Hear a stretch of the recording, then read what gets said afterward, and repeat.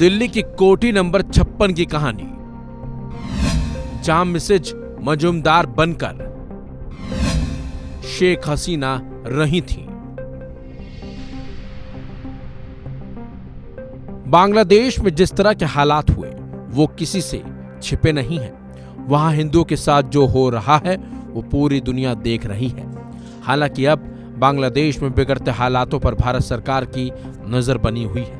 यहां तक कि सरकार वहां फंसे हिंदुओं को बचाने की पूरी कोशिश कर रही है। इसके लिए गृह मंत्री ने एक समिति का भी गठन कर डाला है। लेकिन जिस तरह से शेख हसीना भारत भाग कर आई, उसे लेकर एक बड़ा खुलासा हुआ है।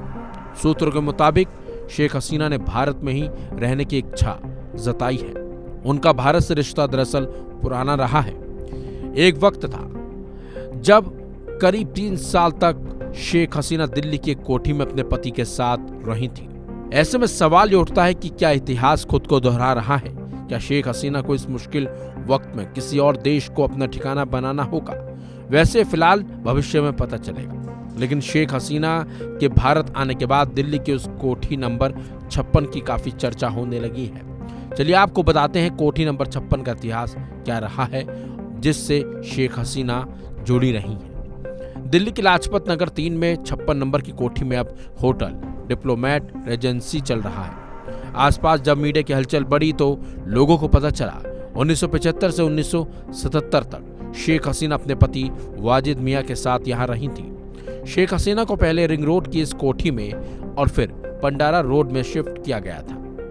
उनके दिल्ली प्रवास को इतना गुप्त रखा गया था कि उनके पति वाजिद मियां मिस्टर मजूमदार और शेख हसीना मिसेज मजूमदार बनकर रही थी। शेख हसीना ने साल 2022 में दिए इंटरव्यू में खुद बताया था कि जब उनके पिता की जान चली गई थी तो वो यूरोप में अपनी बहन और पति के साथ थी। लेकिन फिर उन्होंने भारत में रहने का फैसला किया। यहां से पता करना आसान था कि उनके परिवार के कितने लोगों की जान गई है। भारत आने की बात उन्होंने इंदिरा गांधी को बताई थी, जिसके बाद भारत सरकार ने उनके रहने का प्रबंध किया था। इसी क्रम में लाजपत नगर की कोठी नंबर 56 को किराए पर लिया गया था। कोठी के मालिक रहे पुनीत कोहली ने बताया कि उनके दादाजी ने भारत सरकार के आग्रह पर कोठी को किराए पर दिया था।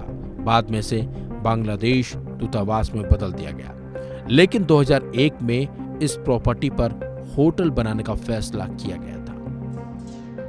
तो ये था शेख हसीना का वो इतिहास जो दिल्ली से उनका जुड़ा रहा है, और ये वो कहानी है जो आज तक किसी को पता नहीं थी। इससे यह भी साफ हो गया है कि शेख हसीना का भारत से काफी पुराना रिश्ता पहले से भी रहा है।